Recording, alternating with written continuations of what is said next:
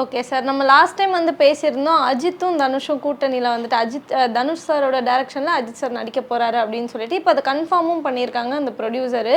அந்த கதை வந்துட்டு ரஜினி சாருக்கு எழுதின கதை, அது எப்படி இருக்கும் அப்படின்னு அததான் வந்துட்டு இப்போ அஜித் சார் பண்ண போறாரு அப்படின்னு சொல்லியிருக்காங்க. அந்த கதையோட பேக்ரவுண்ட் எப்படி இருக்கும் சார்?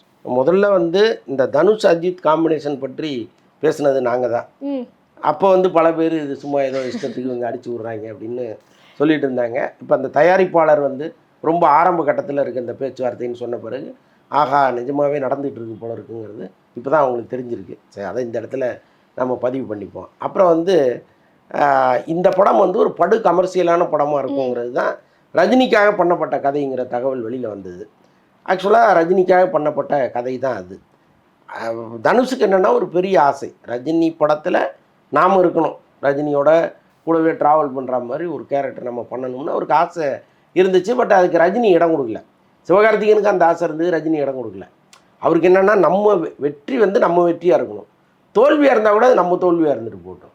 யாரோ ஒருத்தர் நம்மளோட ட்ராவல் பண்ணி அந்த படம் ஹிட் ஆச்சுன்னு வச்சுங்க, அவரால் தான் வெற்றின்னு சொல்லக்கூடாது யாரும். அதில் வந்து அவர் தெளிவாக இருப்பார். ஸோ அதனால தான் சிவகார்த்திகேயன் வேணாம், தனுஷு வேணாம், சிம்பு வேணாம், நம்ம தனிக்காட்டு ராஜாவாக ஜெயிப்போம்னு அவர் வந்துட்டுருக்காரு.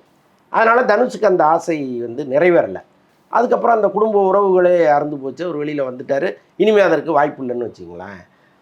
அவர் வந்து ரஜினிக்காக எழுதின ஒரு கதை ஒன்று இருக்குது. அவர் அட்லீஸ்ட் டைரக்டராக நம்ம பண்ணுவோம், நம்ம டைரக்ட் பண்ணுவோம், ஒரு டைரக்டராக ரஜினிகிட்ட ஒரு நல்ல பேர் வாங்குவோங்கிறதெல்லாம் அவருடைய ஆசையாக இருந்துச்சு. பட் அதற்கும் பெருசாக வாய்ப்பு இல்லை.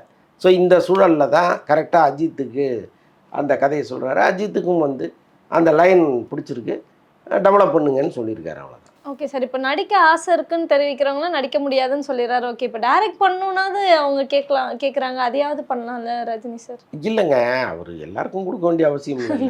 அவருக்கு ஒரு கணக்கு இருக்கும், அது தேவையா இல்லையான்லாம் அவர் யோசிப்பார்ல.